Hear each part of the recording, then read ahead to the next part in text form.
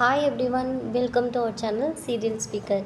இன்றைக்கி சின்ன மருமகள் சீரியலில் என்ன நடந்துச்சுன்றதை பார்க்கலாம். நீங்கள் நம்ம சேனலை மறக்காமல் சப்ஸ்கிரைப் பண்ணிடுங்க. லாயரை வச்சு தான் பேச முடியும் அப்படின்றக்காண்டி ஒரு வக்கீலை அரேஞ்ச் பண்ணி கூட்டிகிட்டு வராங்க. அந்த வக்கீலும் வந்துட்டு தமிழ்ச்செல்வியோட அம்மா கிட்ட இந்த மாதிரி நீங்கள் டிவோர்ஸ் அப்ளை பண்ணணும், மியூச்சுவலாக டிவோர்ஸ் அப்ளை பண்ணுறீங்களான்ற மாதிரி கேட்குறாங்க. அப்படின்னா எங்களுக்கு என்னென்னு தெரியாதுன்னு கேட்டதுக்கு, பெரிய வீட்டிலேருந்து உங்களுக்கு டிவோர்ஸ் நோட்டீஸ் அனுப்புனது மியூச்சுவல் டிவோர்ஸ்ன்னு அனுப்பியிருக்காங்க.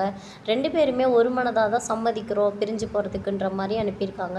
அதுக்கு நீங்கள் ஓகேன்னு சொல்கிறீங்களா, இல்லை நமக்கு விருப்பம் இல்லை, எங்களுக்கு நஷ்ட ஈடு வேணும், ஜீவனாம்சம் வேணும், இந்த மாதிரி ஏதாச்சும் அப்ளை பண்ணுறீங்களான்ற மாதிரி கேட்குறாங்க. இதில் எதுவுமே எங்களுக்கு தெரியலையே, ஆனால் எங்களுக்கு ஒன்று மட்டும் தெரியுது, எங்கள் மகன் இந்த விவாகரத்து வேணான்னு சொல்லிடணும், நீங்கள் ஏதாச்சும் ஒன்று பேசி அவளை புரிய வைங்க, அவளை விவாகரத்து வேணான்னு சொல்ல வைங்கன்ற மாதிரி தமிழ்ச்செல்வியோட அம்மா வந்து வக்கீல் கிட்ட சொல்லிட்டு இருக்காங்க. எங்கே வர சொல்லுங்க உங்கள் பொண்ணுன்னு சொன்னதுக்கு, இதோ வந்துடுறா அப்படின்னு சொல்லி தமிழ்ச்செல்வியும் கூப்பிடுறாங்க. தமிழ்ச்செல்வி வந்ததும் அட்வொகேட் அவங்கள பார்த்துட்டு, இந்த மாதிரி உங்களுக்கு டிவோர்ஸ் நோட்டீஸ் வந்திருக்கு, நீங்கள் டிவோர்ஸ் நோட்டீஸ்க்கு ஓகே சொல்லிடுறீங்களா, பதிலுக்கு நீங்கள் டிவோர்ஸ் அப்ளை பண்ணுறீங்களா, மியூச்சுவல் டிவோர்ஸே பண்ணிக்கலாமா, இல்லை இந்த மாதிரி நஷ்டஈடு அந்த மாதிரி எதுவும் கேட்கலாமான்ற மாதிரி கேட்குறாங்க. கேட்டதுக்கு எல்லோரும் என்ன பதில் சொல்லுவாங்கன்னு வெயிட் பண்ணிகிட்ருக்காங்க.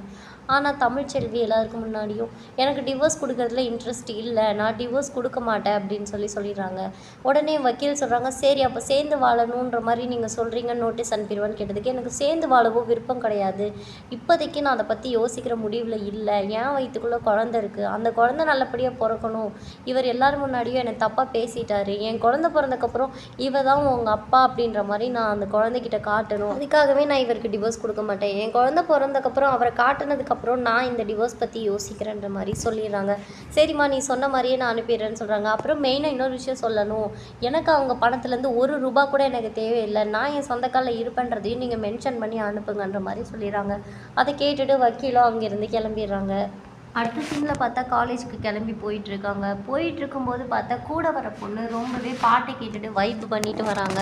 தமிழ்ச்செல்வி என்னடி பண்ணுறேன்னு கேட்டதுக்கு, இப்படி தாண்டி போக முடியும், இல்லாட்டி மண்டை காஞ்சிரும் அப்படின்ற மாதிரி சொல்லிட்டு டான்ஸ் ஆடிட்டு என்னை வீடியோ எடுன்னு சொல்லி மொபைல்லையும் கொடுக்குறாங்க.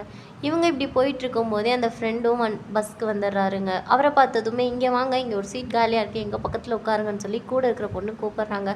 அவரும் வந்து உட்கார்றாரு. உட்காந்துட்டு எல்லோரும் ஒரே காலேஜ் தானே போகிறோம், அப்புறம் ஏன் எங்கள் பக்கத்தில் வந்து உட்கார யோசிக்கிறீங்க, நீங்கள் கேன்டீனில் இருக்கீங்க, நாங்கள் காலேஜ் ரூமில் இருக்கோம், அவ்வளோதாங்க, வேற ஒன்றும் இல்லைன்ற மாதிரி அவர்கிட்ட பேசிகிட்டு இருக்காங்க. சரி இது ஒரு ஃபோட்டோ எடுங்கன்னு சொல்லி கையில் கொடுக்குறாங்க. அவரும் வாங்கி ஃபோட்டோ எடுக்கிறாரு.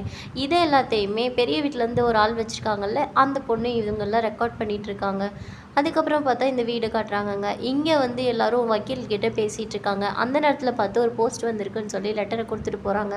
ஓப்பன் பண்ணி வக்கீல் கிட்டே கொடுக்குறாரு. வக்கீல் அதை பார்த்து படிச்சுட்டு, உங்களுக்கு டிவோர்ஸ் கொடுக்க அவங்க விருப்பம் இல்லைன்னு சொல்லிட்டாங்க, அதுவும் இல்லாமல் பணமும் தேவையில்லை, நஷ்ட ஈடும் வேண்டான்ற மாதிரி மென்ஷன் பண்ணியிருக்காங்கன்னு சொல்கிறாங்க. அதை கேட்டுட்டு எல்லோரும் சந்தோஷப்படுறாங்க. இன்னொரு டீம் இருக்காங்களே, அவங்க வழக்கம் போல் கோவம் தான் பட்டிருக்காங்க.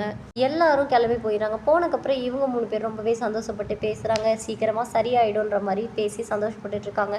அப்போ அவங்க வச்சுருக்க ஸ்பை கால் பண்ணுறாங்க. கால் பண்ணி நான் உங்களுக்கு ஃபோட்டோஸ் வீடியோ சென்ட் பண்ணியிருக்கேன் பாருன்னு சொல்லி தாமரைக்கிட்டே அவங்க அம்மா அப்பா கிட்டே பேசுகிறாங்க. பேசிவிட்டு அவங்க மொபைலுக்கு இன்றைக்கி தமிழ்ச்செல்வி பஸ்ஸில் போகும்போது எடுத்த ஃபோட்டோஸு வீடியோஸ்லாம் ஷேர் பண்ணுறாங்க.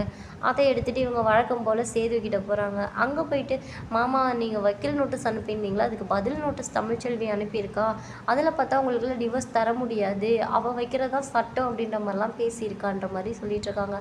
அப்புறமா பாரு காலேஜ் போகிறேன்னு கூத்தடிக்கிறான், அந்த வீடியோ வந்திருக்குன்னு சொல்லி சேதுக்கிட்ட காட்டுறாங்கங்க. சேது அந்த வீடியோவை பார்க்க மாட்டேன்னு சொல்கிறாரு. ஆனால் சும்மா இருக்காமல் அவங்க அத்தை இன்னுமே, பாருடா நீ எப்படி கஷ்டப்பட்டுட்ருக்க, உன்னை ஏமாற்றிட்டு அவள் எப்படி கும்மால் அடிச்சிட்ருக்கா, அதுவும் அந்த பையன் கூட எவ்வளோ ஜாலியாக திரியிறான்றதை பாருன்ற மாதிரி சொல்லி சேதுக்கிட்ட காட்டுறாங்க. சேதுவும் அதை பார்க்குறாரு. இதோட இன்றைக்கி எபிசோட முடிச்சிருக்காங்க. நாளைக்கு என்ன நடக்குதுன்றதை வெயிட் பண்ணி பார்க்கலாம்.